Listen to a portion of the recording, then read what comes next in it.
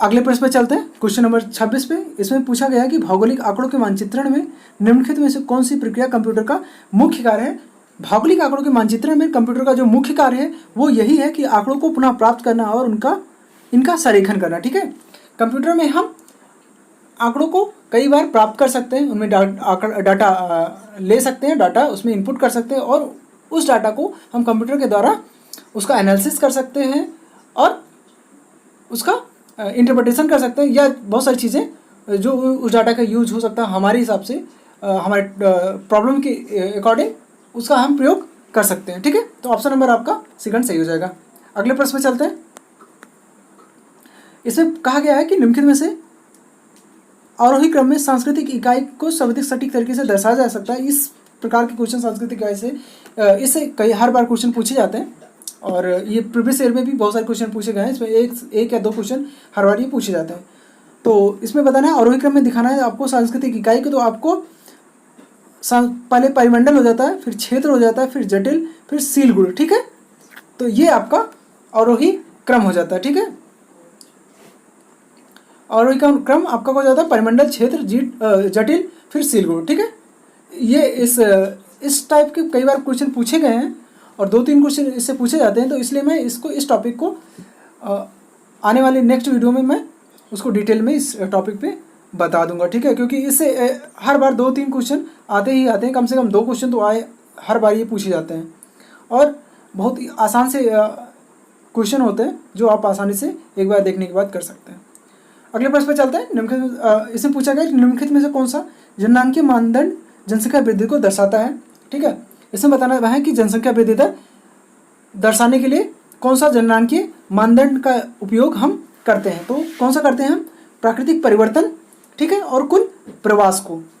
प्राकृतिक परिवर्तन और कुल प्रवास को, जिसमें हम बात करते हैं अशोधित जन्म दर व अशोधित मृत्यु दर प्लस कुल प्रवास।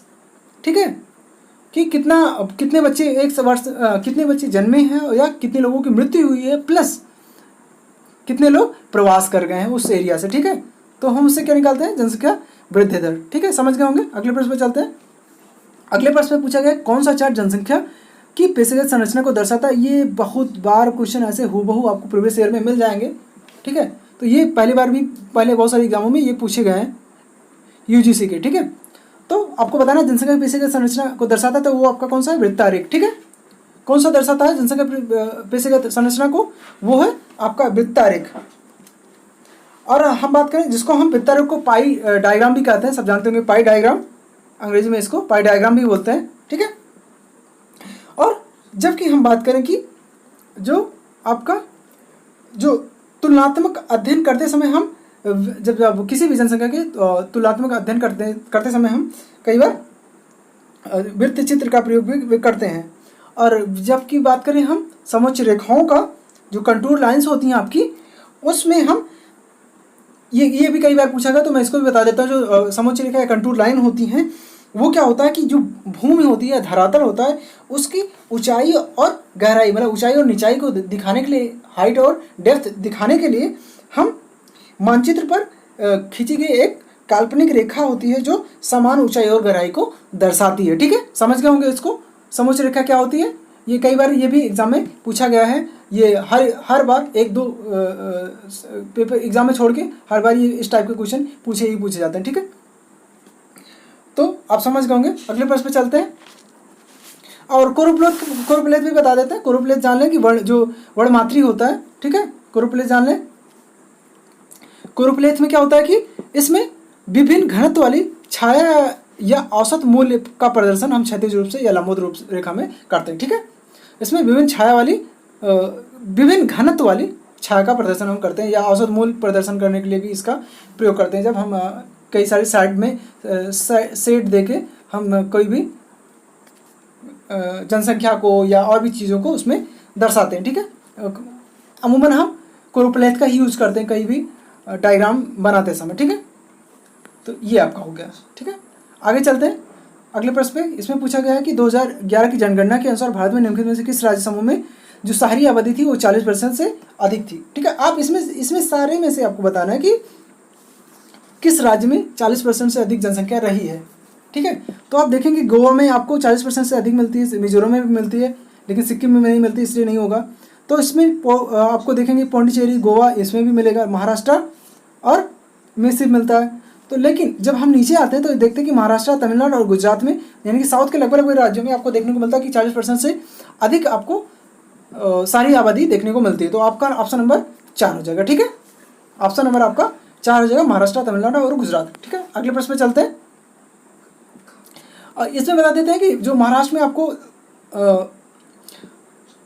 सारी आबादी है वो उसका है 45%, तमिलनाडु आपका 48% और गुजरात की बात करें तो 42% यहाँ पे सारी आबादी है, ठीक है। अगले प्रश्न पे चले। अगले प्रश्न में देख सकते हैं, इसमें आपको मिलान करना है, इसमें बताना है। तो क्षेत्रीय भूगोल की जब हम बात करते हैं तो हमारे कार्लेटर महोदय ने क्षेत्रीय भूगोल की बात करते हैं, ठीक है, रीजनल ज्योग्राफी की बात करते हैं। लेकिन श्रृंखलाबद्ध या सिस्टमैटिक ज्योग्राफी की बात करते हैं तो वो हमबोल्ट महोदय हैं आपके। और स्टॉप एंड गो नियतवाद की बात करें तो आपके टेलर महोदय हैं, ठीक है, आपके टेलर महोदय हैं। और संभाव्यतावाद या संभववाद जिसको कहते हैं उसको OH स्पेट महोदय ने दिया, ठीक है। तो ऑप्शन नंबर आपका 3 हो जाएगा, ठीक है। समझ गए होंगे, इसमें तो कोई प्रॉब्लम नहीं है। और बात करें हम, चलिए एक एक करके थोड़ा सा बता देते हैं। हमबोल्ट महोदय जो क्षेत्रीय भूगोल, हमबोल्ट महोदय जो कि हमबोल्ट महोदय ने क्षेत्रीय भूगोल की बात की थी। सॉरी, इसमें थोड़ा सा कन्फ्यूजन मुझे हुआ। मैं इसको बताना चाहूँगा कि जो हमबोल्ट महोदय थे उन्होंने क्षेत्रीय भूगोल की बात की, जिसमें उन्होंने कास्मास, उनकी जो पुस्तक है वो कास्मास से जो 1645 में उन्होंने उसकी पुस्तक प्रकाशित हुई थी। रिगेटर की बात करें तो वो श्रृंखलाबद्ध भूगोल का प्रतिपादन किया और उन्होंने उनकी जो पुस्तक थी वो एडकुंडे थी, ठीक है, जो कि 19 खंडों में प्रकाशित हुई थी। बात करें ग्रिफिथ टेलर की रुको और जाओ, जो उनकी बुक की बात करें तो वो माइग्रेशन जोन थ्योरी उन्होंने दिया था, फिर जोन स्ट्रेटा थ्योरी दिया था। तो ये सारी चीज़ें आपको देखने को मिलती है। तो ऑप्शन नंबर आपका 3 सही हो जाएगा, ठीक है। ऑप्शन नंबर आपका 3 सही हो जाएगा, ठीक है। समझ रहे हैं, ऑप्शन नंबर आपका इसमें 3 सही हो जाएगा। तो बी का 3 हो जाएगा, ए का 4 हो जाता है, ठीक है। स्टाफ एंड गुड, तो ठीक है। तो इसमें कोई प्रॉब्लम नहीं, बहुत आसान सा प्रश्न था ये। तो अगले प्रश्न पे चलते हैं। 32 पे देखें, इसमें क्या दिया गया है, इसमें मिलान करना है। इसमें बहुत सारे मॉडल दिए गए हैं, जिन्होंने ये मॉडल पढ़े हैं आसानी से आप इसको कर सकते हैं। जैसे सेक्टर मॉडल की बात करें तो खंड सिद्धांत जिसको बोलते हैं, ठीक है। जो सेक्टर मॉडल है वो नगर विकास के सिद्धांत अथवा नगरीय, जिसको कहते हैं नगर विकास का सिद्धांत बोलते हैं, या नगरीय भूमि उपयोग सिद्धांत या नगरों की आंतरिक संरचना का सिद्धांत कहते हैं। इस सिद्धांत को किसने दिया था, हम इसकी बात कर रहे हैं, एक एक बताते चलते हैं। इस सिद्धांत को होमर हाइट ने 1934 में दिया था। किसने दिया था, होमर हाइट ने 1934 में दिया था, ठीक है। 1934 में दिया था ये सिद्धांत, जिसमें इन्होंने अमेरिका के 142 शहरों के अध्ययन के आधार पर यह सिद्धांत दिया था होमर हाइट ने, ठीक है। इनका जो सिद्धांत था वो अच्छी वृद्धि पर आधारित था, एक्सेल ग्रोथ पे आधारित था, जो काफ़ी महत्वपूर्ण है, ठीक है। एक्सेल ग्रोथ पर आधारित था, जिसमें इन्होंने जो खंड सिद्धांत था उनमें इन्होंने 5 पेटियां मानी थी, जिसमें केंद्रीय व्यापार पेटी, थोक और हल्के वस्तु निर्माण, निम्न वर्गीय आवास क्षेत्र, मध्यवर्ती आवास क्षेत्र, उच्च वर्गीय आवास क्षेत्र, ठीक है। ये 5 चीज़ें उन्होंने दी थी, ठीक है। समझ गए आप। तो आपका इसमें से कौन सा हो जाएगा, आप जिसमें बात करते हैं, तो सेक्टर मॉडल आपका ऑप्शन नंबर 4 हो जाएगा, ठीक है। समझ गए आप, ठीक है। तो इसमें कोई प्रॉब्लम नहीं है। इसमें कहता है कि इसमें कहा गया है नगरों की आंतरिक संरचना का मॉडल है, जिसमें सामाजिक समूह के क्षेत्रों की श्रृंखला या CBD से निकलने वाले क्षेत्रों की ओर चारों ओर व्यवस्थित हो रहा है, ठीक है। ये आप सेक्टर मॉडल समझ सकते हैं, ऐसे ऐसे कई सारे सेक्टर में बटे होते हैं, ठीक है। अगले प्रश्न पे चलते हैं। इसी में कॉन्सेंट्रिक जोन थ्योरी है, तो डी ऑप्शन, मतलब कॉन्सेंट्रिक जोन थ्योरी जो है वो आपका इससे हो जाता है, ठीक है। नगरों के आंतरिक संरचना का मॉडल है, जिसमें सामाजिक समूह वलय के अनुसार होता है, जैसे, ठीक है, ऐसे ऐसे करके, ठीक है, ऐसे करके होता है। समझ गए। इसके बारे में बता देता हूँ कि जो कॉन्सेंट्रिक जोन थ्योरी थी आपकी, वो किसने दिया था, बर्गेस महोदय ने दिया था, जो कि एक समाजशास्त्री थे, उन्होंने ये सिद्धांत 1923 में दिया था और इनकी पुस्तक का नाम था द ग्रोथ ऑफ सिटीज़, जो 1925 में प्रकाशित हुई थी। और इन्होंने एक पुस्तक लिखी थी अर्बन एरियाज़, ठीक है, काफ़ी महत्वपूर्ण है ये अर्बन एरियाज़, जो कि 1929 में इनकी पुस्तक प्रकाशित हुई थी। ये हो गया। बात करें तो इनका जो सिद्धांत है सेक्टर मॉडल, मतलब कंसेंट्रिक जोन मॉडल, वो क्या था, शिकागो शहर के अध्ययन पर आधारित है, ठीक है, शिकागो शहर के अध्ययन पर आधारित था इनका सिद्धांत कंसेंट्रिक जोन मॉडल।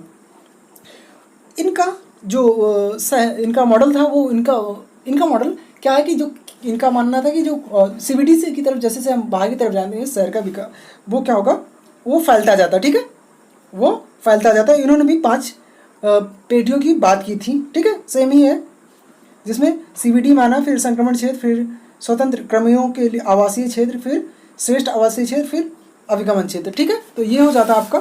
फिर बिड रेंट सिद्धांत है, ठीक है, तो वो किससे हो जाएगा, नगर के केंद्र व जहाँ पे खुदरा स्टोर और कार्यालय अधिक संख्या में स्थित होता है, ठीक है।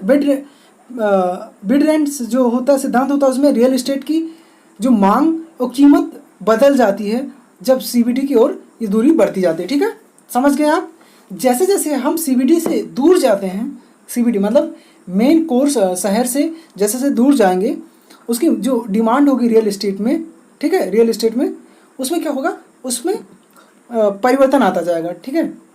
इसलिए जो CBD के पास में होगी उसकी कीमत अलग होगी, जैसे जैसे हम आगे बढ़ते जाएंगे CBD से, उसकी मांग और उसकी कीमत में भी परिवर्तन आपको देखने को मिलता है। तो ये बात कहता है बिड रेंट थ्योरी। बात करें हम केंद्रीय व्यापार सिद्धांत जिला यानी CBD, तो ये तो बहुत ही अच्छा है, क्योंकि ये सारे थ्योरीज में आपको इस टर्म का यूज़ देखने को मिलता है।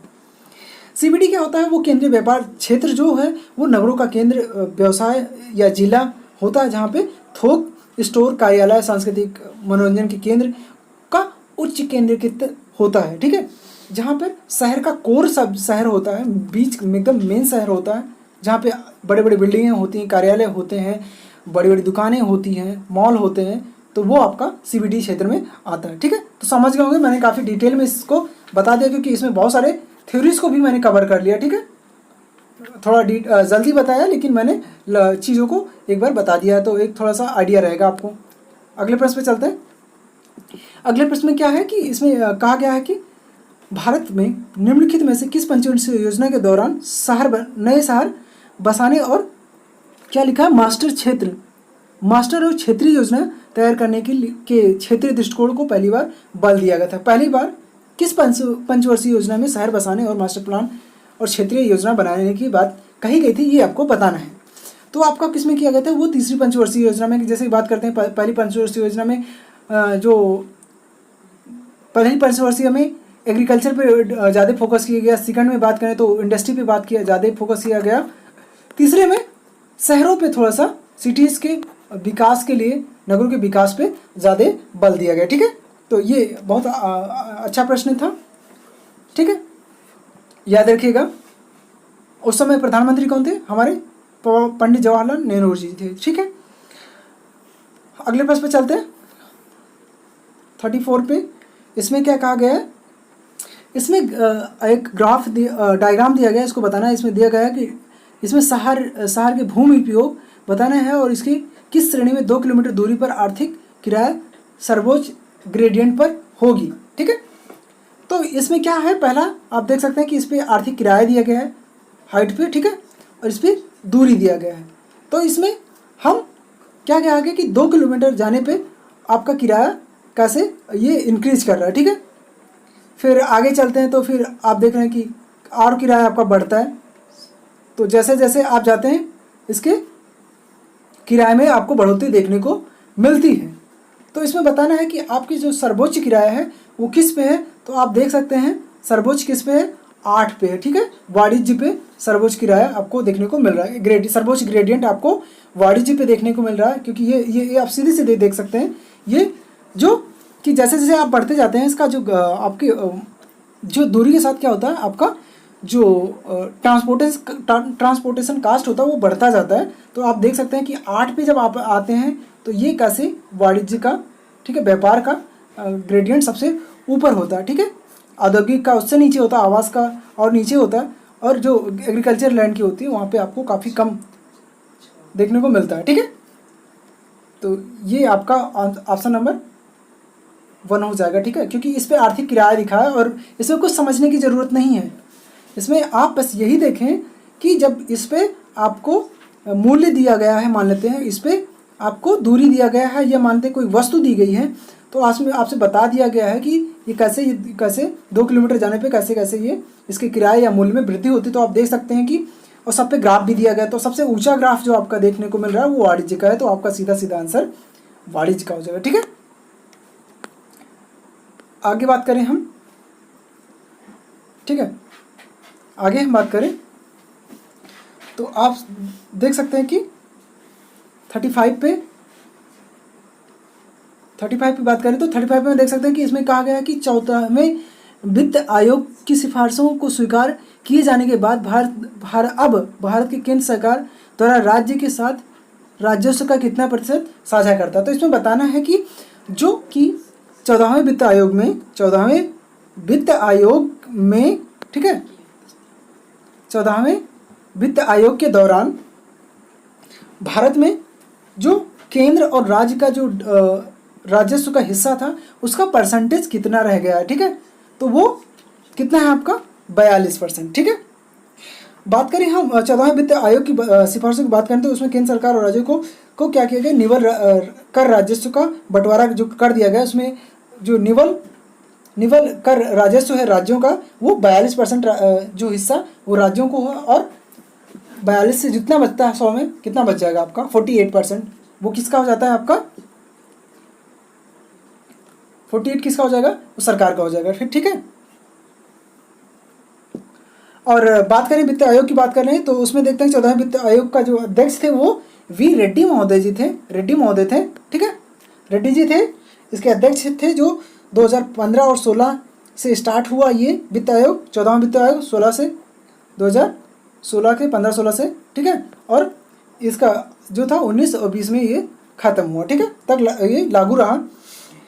इसके गठन की बात करें तो ये अनुच्छेद 280 के तहत ये लागू किया गया। इसमें इसकी वैलिडिटी आपको 5 वर्ष तक रखी गई, 2016 से 2020 तक, मतलब 15 से 20 तक। ठीक है, समझ गए होंगे। राजस्व जो परसेंटेज कितना हो गया 42%। ठीक है, समझ गए। अगले प्रश्न पर चलते हैं। इसमें पूछा गया है कि निम्नलिखित में कौन सा सिद्धांत क्रिस्टल मॉडल के निम्न चित्र को प्रदर्शित करता है। तो ये बहुत ही साधारण सा प्रश्न था। ठीक है, प्रशासनिक इकाई हो जाता है। ठीक है, जिसमें इसका क्या होता है k बराबर 7 हो जाता है। ठीक है, k बराबर 7 होता है। तो ये काफ़ी साधारण सा प्रश्न था, इसको मैं थोड़ा सा डिटेल में बताने की कोशिश करता हूँ। केंद्र जो ये सिद्धांत था केंद्र स्थल सिद्धांत, क्रिस्टल का केंद्र स्थल सिद्धांत, उसमें सर्वप्रथम पहली बार जो ये विचारधारा आई थी केंद्र स्थल के बारे में, उसको वानथेनन महोदय ने दिया था। लेकिन इस शब्द का प्रयोग जो पहली बार केंद्र स्थल शब्द का जो प्रयोग किया, पहले तो आपका वानथेनन महोदय ने किया, इस शब्द का जो मतलब यूज किया, पहली बार विचार आया जो केंद्र स्थल का वो वानथेनन महोदय के द्वारा आया। लेकिन इस शब्द का जो प्रयोग किया वो मार्क जेफरसन महोदय ने 1931 में किया। लेकिन इस सिद्धांत का प्रतिपादन 1933 में हुआ। ठीक है, क्रिस्टल महोदय के द्वारा 1933 में इस सिद्धांत का प्रतिपादन किया गया, जिसमें क्रिस्टल महोदय ने क्या किया था कि इसमें k के 3 मान ले लिए थे, K3, K4 और K7। ठीक है, इससे हर बार प्रश्न आते हैं। जो K3 था उन्होंने मार्केट माना, मार्केट। K4 आपका हो जाता है ट्रांसपोर्टेशन, और K7 जो होता है वो एडमिनिस्ट्रेशन हो जाता है। ठीक है, तो ये उन्होंने इसके मान लिए थे। ठीक है, तो इसमें K7 आपका कौन सा हो जाएगा, प्रशासनिक इकाई या प्रशासनिक सिद्धांत। ठीक है, अगले प्रश्न पे चलते हैं। इसमें इलेक्ट्रोमैग्नेटिक स्पेक्ट्रम की बात की गई, EMS के बारे में पूछा है। इलेक्ट्रोमैग्नेटिक स्पेक्ट्रम के किस भाग में चर्म कैंसर होता है। तो काफ़ी ये भी बहुत आसान सा प्रश्न था, पराबैंगनी किरणों से ठीक है चर्म कैंसर होता है। इसमें कुछ एक्स्ट्रा तो बताने लायक नहीं है, लेकिन थोड़ा सा जान लें कि ये जो आपका पराबैंगनी किरणें हैं उससे प्रोटेक्शन हमें करता है हमारा ओजोन परत, ठीक है, जो कि हमें समताप मंडल में देखने को मिलता है, ठीक है, समझ गए कि निचले मंडल निचली परत में आपको देखने को मिलता है। आगे चलते हैं अगले प्रश्न पे। इसमें कहा गया है, इसमें आपको अभिकथन और तर्क दिए गए, मैं इसको पढ़ देता हूँ। इसमें कहा अधिकांश परिवहन नेटवर्क ब्रांचिंग नेटवर्क के रूप में शुरू होते हैं, ठीक है, अधिकांश परिवहन नेटवर्क ब्रांचिंग नेटवर्क के रूप में शुरू होते हैं, बिल्कुल सही होता है। ब्रांचिंग मतलब कोई भी मान लो परिवहन नेटवर्क है तो वो कई, ऐसा तो है नहीं कोई सड़क है ये तो सीधे सीधे चली जाएगी, उसमें कई सारे लोग, कई सारी छोटी छोटी सड़कें भी तो आके मिलती होंगी ना, तो ये बात कही उसने। और दूसरा क्या है, क्योंकि सड़क परिवहन एजेंसियों की पहली प्राथमिकता यह थी कि ऐसा बनाया जाए जिससे सामान्यतः सभी बिंदुओं को जोड़ा जा सके, बिल्कुल सही है, और इसकी ये व्याख्या भी करता है, ठीक है। तो ये आपका ऑप्शन सही है। ये काफ़ी अच्छा प्रश्न था, आसान प्रश्न था, आप आराम से इसको पढ़ेंगे तो आप आसानी से इसको कर सकते थे। अगले प्रश्न पे चलते हैं। इसमें पूछा गया है निम्नलिखित में से, ठीक है, अगले प्रश्न पे चलते हैं। इसमें पूछा गया निम्नलिखित में से विद्वानों के किस समूह ने धाराओं द्वारा पार्थिव विकिरण की पेडिमेंट निर्माण की भूमिका पर बल दिया। इसमें पेडिमेंट निर्माण के बारे में कहा कि कौन से विद्वान ने पेडिमेंट निर्माण के पर बात की थी, किन किन ने, ठीक है। तो पार्श्विक क्षरण की पेडिमेंट जो है मानते मतलब पेडिमेंट निर्माण की जो बात की थी वो किसने किया था, आपका पेज, ब्लैकवेल्टर और जॉनसन महोदय ने इसकी बात की थी। अब हम जान लेते हैं कि पेडिमेंट होता क्या है, वो जान लें। जो पेडिमेंट होता है वो पर्वत का जो मानते माउंटेन है, ये कोई पर्वत है, उसका अग्रभाग होता है, मतलब सबसे पहला निचला भाग होता है, जो कि ये जो अग्रभाग तथा बजादा के मध्य ये अपर्दित शैल सतह वाली बनने वाली समान ढाल का भाग होता है, ठीक है। तो जो अग्रभाग है इसका निचला भाग, और यहाँ जो बजादा बनता है इसके बीच का जो क्षेत्र है उसको हम पेडिमेंट कहते हैं, ठीक है, उसको पेडिमेंट कहते हैं। और बात करें हम पेडिमेंट के निर्माण की तो वो पर्वत के अग्रभाग के निम्नीकरण अथवा अपर्दन के द्वारा होता है। जब ये जो अग्रभाग होता है, निचला भाग होता है, इसका अपर्दन होने के बाद इस पेडिमेंट का निर्माण होता है। इसके बगल में आपको बजादा देखने को मिलता है, जिसमें बात की गई कि इसमें बहुत सारे सिद्धांत भी आएगा, जिसमें चादरीय अपर्दन सिद्धांत दिया गया है, जिसमें आपको मोरिसन आपको देखने को मिलते हैं, ठीक है। चादरीय अपर्दन हो जिसे लेटरल इरोजन थ्योरी भी कहते हैं, जैसे बर्गी, मॉरिसन, पेज और ब्लैकवेल्टर, जॉनसन भी आते थे, ठीक है। इसको हम पार्श्विक मतलब इसी को लेटरल क्या कहते हैं, इसको हम लेटरल इरोजन कहते हैं, सिद्धांत कहते हैं, या पार्श्विक अपर्दन सिद्धांत, ठीक है, इसी को ही कहते हैं, जिसमें आपको बर्की, मॉरिस, पेज और ब्लैकवेल्टर, जॉनसन सारी लोग देखने को मिलते हैं। वहीं पे कंपोजिट सिद्धांत की, मिश्र सिद्धांत की बात करें तो उसमें आपको ब्रायन डेविस महोदय देखने को मिलते हैं। ब्रायन डेविस इसमें कहाँ पे आपको देखने को मिलेंगे, ठीक है, ब्रायन डेविस, शॉप, गिगुली, रिंच, बोल्डे, किंग और फेयर। तो डेविस और किंग इसमें महत्वपूर्ण है, जिसको कंपोजिट थ्योरी भी कहा जाता है, ठीक है, पेडिमेंट से संबंधित ही किंग और डेविस ने भी दिया था, लेकिन वो कंपोजिट मिश्र सिद्धांत है, ठीक है, याद रखिएगा मिश्र सिद्धांत था वो। लेकिन वैसे पेज, ब्लैकवेल्टर और जॉनसन महोदय ने दिया था पार्श्विक अपर्दन के पेडिमेंट सिद्धांत, ठीक है, समझ गए होंगे। अगले प्रश्न पे चलते हैं। इसमें कहा गया कि भारत में निम्नलिखित में से कौन सा निम्नलिखित विषय की समवर्ती सूची में है, ठीक है, भारत में निम्नलिखित में से कौन सा विषय कार्य समवर्ती सूची में है, तो वो आपको बताना। तो वो कौन सा है आपका कीमत नियंत्रण, ठीक है, कीमत नियंत्रण। वो कैसे है कीमत नियंत्रण, वो जान लें कि जो भारतीय संविधान में जो समवर्ती सूचियों की बात की गई है, तो उसमें अनुसूची 7 में इन तीन सूचियों की बात की, जिसमें संघ सूची, राज्य सूची और समवर्ती सूची की बात करती है। समवर्ती सूची की बात करें तो उसमें समवर्ती सूची ये होती है जिसमें राज्य और केंद्र दोनों कानून बना सकते हैं और दोनों समान अधिकार रखते हैं, ठीक है, समझ के होंगे, ज़्यादा इसको बताने की आवश्यकता नहीं है। अगली बात करते हैं। इसमें पूछा गया है कि कोनार्ड विच्छिन्नता निम्नलिखित में से किसके बीच में पाई जाती है, ठीक है, कोनार्ड विच्छिन्नता निम्नलिखित में से किसके बीच में पाई जाती है, तो वो आप कौन सा है, वो आपका सीमे और निफे के बारे में। हाँ, ऐसे हम मैं बात कर देता हूँ, ऐसे बांट देते हैं, मानते हैं पृथ्वी के एक कार्ड को, तो आप देख लें कैसे इसमें क्या क्या कैसे बटा हुआ है। ऊपरी परत की बात करें हम, जैसे ऊपरी परत की बात करें हम, पहले असंबद्धता होता क्या है, बहुत सारे लोगों को प्रॉब्लम होती है कि डिसकंटिन्यूटी क्या होती है, असंबद्धता होती क्या है, उसके बारे में भी नहीं पता होती है। असंतता तो ये यह होता है कि चट्टानों की घनत्व और लहरों की गति में जब अंतर होता है, ठीक है, चट्टानों की घनत्व में और उनकी लहरों की गति, जब लहरें आती हैं उनकी गति, एक तो घनत्व में चेंजेस, अब घनत्व में अंतर होता है, और जब भूकंपीय तरंगें आती हैं, लहरें आती हैं, तो उनकी गति में आपको अंतर देखने को मिलता है। तो उसको ही हम कहते हैं असंबद्धता या असंतपता। बात करें पहले नंबर पे, आप देख सकते हैं कि जो पहला ऊपरी बाह या क्रस्ट कहते हैं जिसको, और उससे निचले क्रस्ट को बांटने वाले को हम क्या कहते हैं, उसको क्रोनाड कहते हैं, ठीक है। जिसमें इसमें ऑप्शन नंबर आपका, सॉरी इसमें गलत दे दिया गया, ये आपका ऑप्शन नंबर आपका 1 हो जाता है, ठीक है। ऑप्शन नंबर 1 हो जाएगा, जिसमें कहा गया ऊपरी जो क्रस्ट होता है निचले क्रस्ट को बांटने को क्रोनाड बोलते हैं, ठीक है, विच्छिन्नता। और दूसरे में जो होता है, जो निचली क्रस्ट और ऊपरी मेंटल में मोरोविसिस होता है, ठीक है। और तीसरे की बात करते हैं तो वो निचले मेंटल और बाह्य कोर में गुटेनबर्ग असंबद्धता होती है। और चौथी की बात करें तो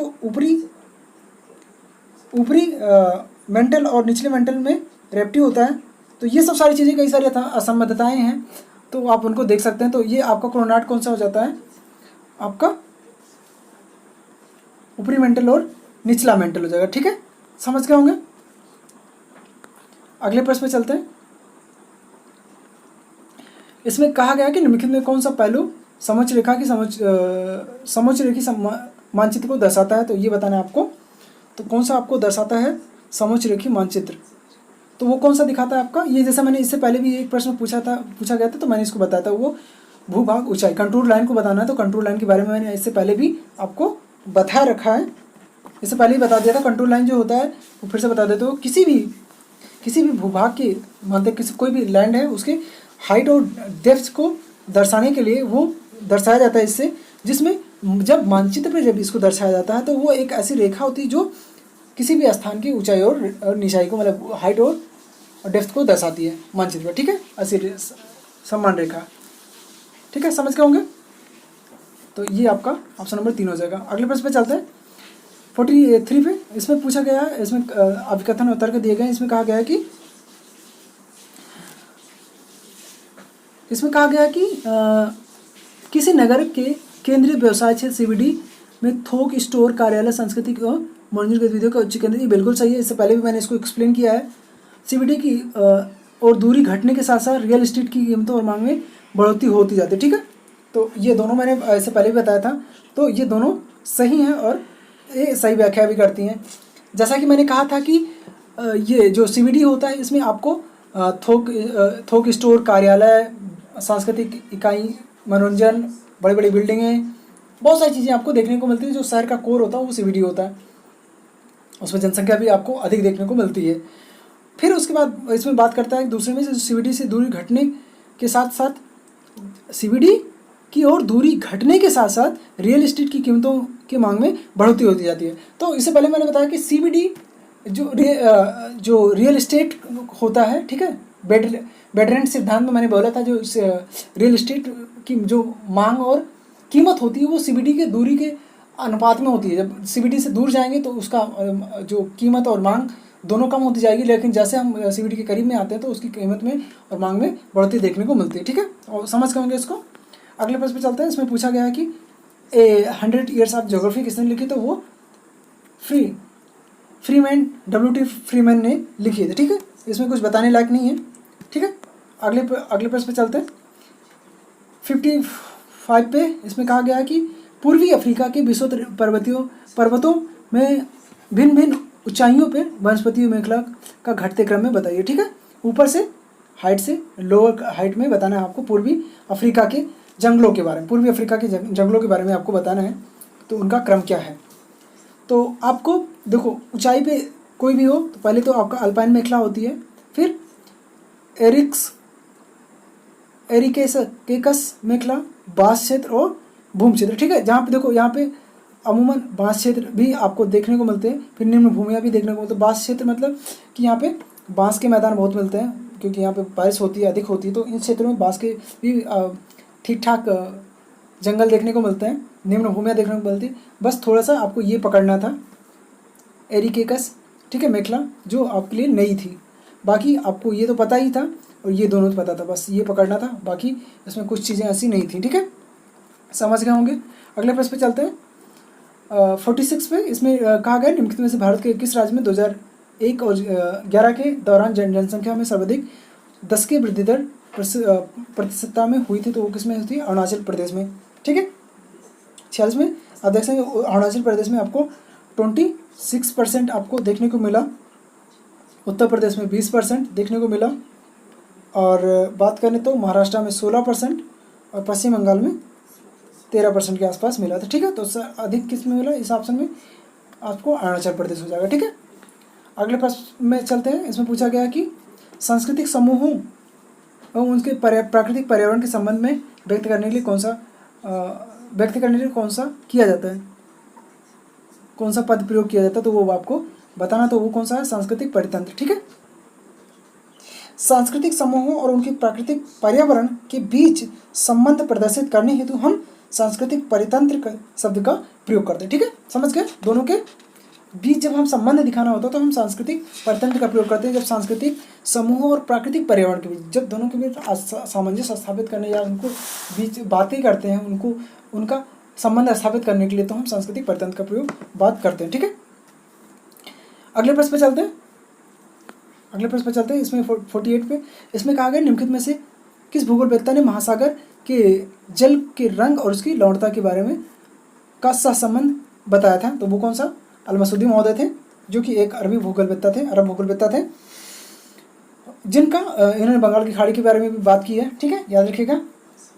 आगे बात करें कि इन्होंने जल के रंग के बारे में बात की, लवणता के बारे में बात की, ठीक है, ये तो इनकी बात हो जाती है। और इनकी किताबों की बात करें तो किताब मिराज अल दबा, किताब अल, ठीक है, और फिर किताब अखबार अल जमा, किताब अल औसत, ठीक है।